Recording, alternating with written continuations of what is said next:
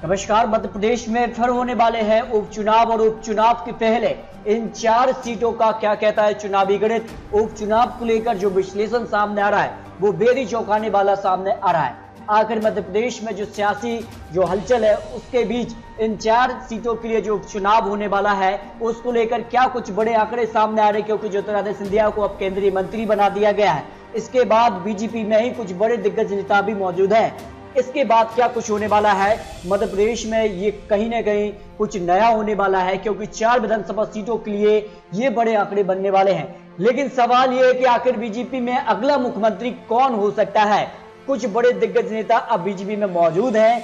अब क्या कुछ होगा मध्य प्रदेश में 2023 में विधानसभा चुनाव होने हैं, लेकिन इससे पहले इन 4 सीटों को सेमीफाइनल की तरह माना जा रहा है और इसके लिए काफी कुछ हलचल तेज हो चुकी है, क्योंकि कुछ नेता जो है कांग्रेस से बीजेपी में आए हैं और उन्हें बीजेपी ने उपचुनाव में टिकट भी दिया और बड़े मार्जिन से कुछ बड़े दिग्गज नेता जीत भी गए। लेकिन कुछ पुराने नेता जो बीजेपी के इन सीटों से चुनाव लड़ते रहे हैं वो कहीं ना कहीं बागी तेवर दिखा सकते हैं और इसका बीजेपी को नुकसान भी हो सकता है। आखिर बीजेपी कैसे बैलेंस बनाएगी 4 विधानसभा सीटों को लेकर क्या कुछ आंकड़े हैं। बता दें लोकसभा की 1 सीट और विधानसभा की 3 सीटें जो है वो खाली हो चुकी हैं और उपचुनाव के लिए यहाँ पर जो है सारी तैयारियां हो चुकी हैं। लेकिन यहाँ पर कुछ आंकड़े बन रहे हैं, आखिर 4 सीटों पर किसका कब्जा होने वाला है। इसकी अगर बात करें तो दमोह पर जो उपचुनाव हुआ था और यहाँ पर कांग्रेस ने जीत हासिल की थी, यानी कहीं ना कहीं जो सत्ता पक्ष होता है हमेशा उसका फायदा मिलता है। लेकिन यहाँ पर उल्टा हुआ था और कांग्रेस ने यहाँ पर जीत दर्ज करके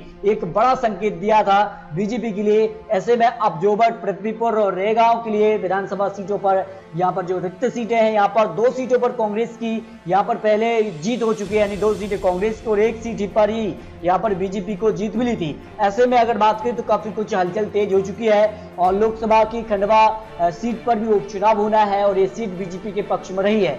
अब क्या कुछ होने वाला है जोबट, पृथ्वीपुर और रेगांव के लिए जो आंकड़े बन रहे हैं उसके लिए आपको कुछ महत्वपूर्ण जानकारी।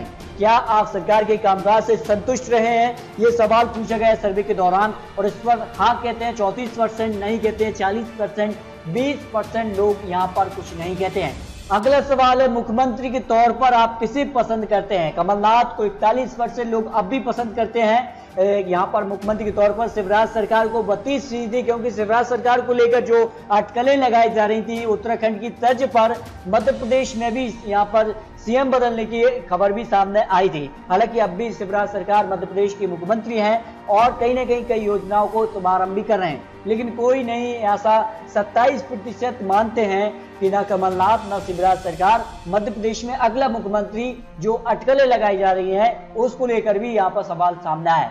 कोरोना में सरकार के द्वारा किए गए कार्य से संतुष्ट हैं, इस प्रकार का जो सवाल था उसमें हाँ कहते हैं 30%, नहीं 65%, 5% पता नहीं, इस प्रकार का जो यहाँ पर सवाल है। अब देखिए खंडवा लोकसभा उपचुनाव के लिए तैयारियां हो चुकी हैं और कभी भी यहाँ पर तारीखों का ऐलान हो सकता है। लेकिन इसके आंकड़े आपको बता दें कि खंडवा में लोकसभा चुनाव कब कौन जीता है। इसके लिए 2009 में तो कांग्रेस की सरकार रही थी, उस समय कांग्रेस ने यहाँ पर जीत हासिल की थी। लेकिन 2014 और 2019 में बीजेपी ने यहाँ पर जीत दर्ज की थी।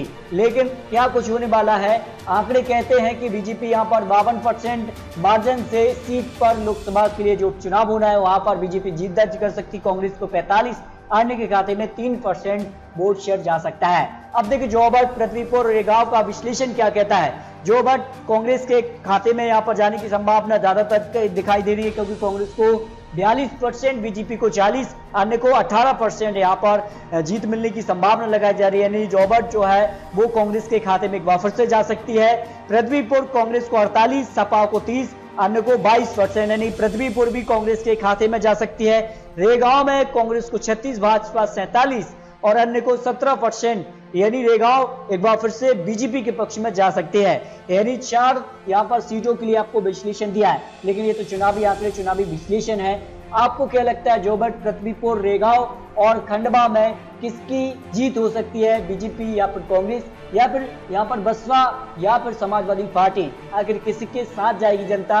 इस पर अपनी राय कमेंट बॉक्स में रखिए। बहुत जल्द तारीखों का ऐलान भी होने वाला है, उसको लेकर नई जानकारी आपको देने वाले हैं, तो चैनल को सब्सक्राइब कर लीजिए।